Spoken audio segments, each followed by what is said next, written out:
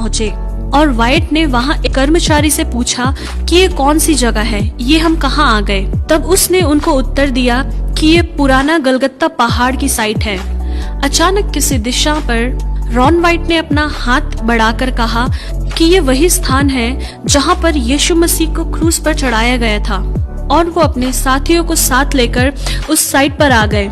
वहाँ के अधिकारियों के परमिशन के साथ उन्होंने उस साइट पर खोदने का काम स्टार्ट किया और अपने रडार में उन्हें ये पाया कि वहाँ पर लगभग 18 फुट का एक बड़ी चट्टान जमीन के नीचे पाया। वे जब खोदते गए तो उनको एक गुफा जैसा कुछ दिखाई दिया और वहाँ के कर्मचारी जो वहाँ खोदने का काम करते थे वे उस गुफा के अंदर गए और वे डर के मारे वहाँ से भागने लगे, क्योंकि उन्होंने वहाँ जो देखा वो नजारा बहुत गंभीर था। रॉन वाइट ने उन लोगों को अपने पास बुलाकर पूछा कि तुम लोग क्यों भाग रहे हो बिना पैसे लिए।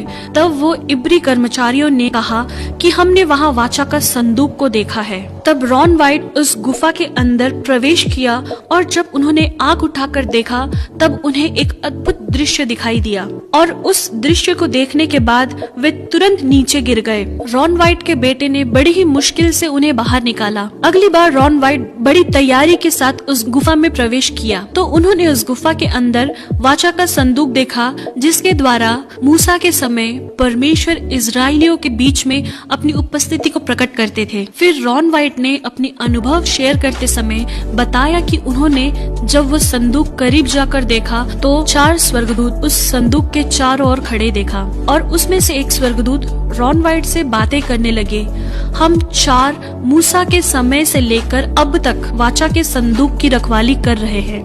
फिर रॉन वाइट ने ये देखा कि उस वाचा के संदूक के ऊपर डामर जैसा कुछ दिखाई दिया और रॉन वाइट ने उस डामर जैसी चीज को वहाँ से निकालकर रिसर्च सेंटर में ले गए। तो रिसर्च के द्वारा ये पता चला कि वो इंसान का खून है जो कई अरसा पुराना होने के कारण सूख चुका है। इस वजह से रिसर्च सेंटर वालों ने कहा हम इसके बारे में ज्यादा जानकारी नहीं दे पाएंगे क्योंकि उस खून का सारा सेल डेड हो गया होगा। मगर रॉन वाइट जो पहले मेल नर्स भी रह चुके हैं उन लोगों से रिक्वेस्ट किया कि आप लोग कृपया इस ब्लड का डीएनए पता करने की कोशिश करिए। उनकी बात मानकर उस रिसर्च सेंटर वालों ने ब्लड को 24 आवर तक सॉल्यूशन में रखा और 24 घंटे के बाद उन्होंने उस ब्लड को टेस्ट के लिए डाल दिया। जब उन्होंने उस ब्लड की जांच की तो उन्हें एक आश्चर्यजनक बात पता चली और उन्होंने रॉन वाइट को बुलाकर बताया कि ये ब्लड सेल अभी तक मरा नहीं, ये ब्लड अभी भी जिंदा है। और उन्होंने उसका डीएनए के लिए खोज किया तो वे ये बात देखकर हैरान हो गए जैसे कि एक नॉर्मल मनुष्य के डीएनए में 23 पेयर्स ऑफ क्रोमोसोम होते हैं, जिनमें से 23 माता के होते हैं और 23 पिता के, मगर उस ब्लड में सिर्फ 23 ही क्रोमोसोम दिखाई दिए, जिससे रॉन वाइट को ये पता चला कि ये यीशु मसीह का खून है जो पुरुष से नहीं मगर पवित्र आत्मा से जो मरियम के कोख में पैदा हुआ। और उन्हें इस बात की पक्कीकरण करने के लिए उस वाचा के संदूक के पास फिर से गए और वो जांचने लगे कि वो खून कैसे उस वाचा के संदूक के ऊपर आया। उसी खोजबीन के दौरान उन्हें ये देखने को मिला कि जहाँ वाचा का संदूक रखा गया था उसी स्थान के ऊपर गुफा में एक दरार दिखाई दिया। उस दरार में भी वैसा ही सूखा ब्लड उन्हें देखने को मिला और मालूम हुआ कि वो ब्लड ऊपर से ही बहता आया है। इसके द्वारा उन्हें ये पता चला कि इसके ऊपर वो स्थान है जहाँ पर यीशु मसीह को क्रूस पर चढ़ाया था। और यीशु मसीह की मृत्यु के समय बाइबल में लिखी हुई उन बातों को रॉन वाइट ने याद किया कि धरती डोल गई और चट्टानें तड़क गई। ऐसा वचन मत्ती 27 के 41 में लिखा है। ये वो दरार था जो यीशु के समय में हुआ था, जिसके द्वारा यीशु का लहू बहते हुए उस वाचा के संदूक के ऊपर गिर गया। और उनके हिस्टोरिकल स्टडीज के दौरान उन्हें मकाबिस के किताब से ये लिखा मिला कि यिर्मयाह नबी ने परमेश्वर का संदूक एक गुफा के अंदर छुपाया था। इस किताब को पढ़ने के बाद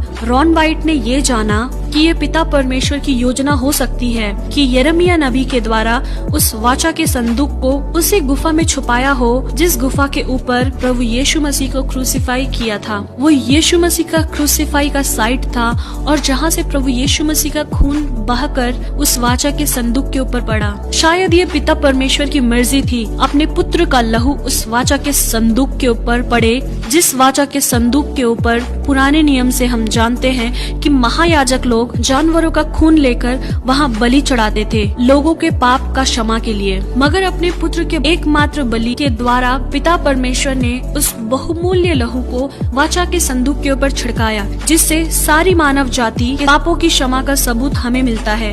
प्रियो, ये बात रॉन वाइट सारे मसीहों को बता नहीं पाए, उनका देहांत हो गया। मगर रॉन वाइट ने जो बाइबल की खोज किया है वो सब हम उनकी वेबसाइट में देख सकते हैं। शायद हमें इसका पक्का सबूत ना भी मिले, मगर मैं एक बात जरूर विश्वास करती हूँ और आप लोगों को ये बताना चाहती हूँ कि हमारे प्रभु यीशु मसीह का लहू आज भी जीवित है, क्योंकि इब्रानियों की पत्री में लिखा है, नई वाचा के मध्यस्थ यीशु और छिड़काव के उस लहू के पास आए हो जो हाबिल के लहू से भी उत्तम बातें करता है। हाँ मेरे प्रियो, हमारे प्रभु यीशु मसीह का लहू हाबिल के लहू से भी उत्तम बातें करने वाला है, जो आज भी जिंदा है। और उसी लहू आपको और आपके घर वाले को इस महामारी के बीच में रक्षा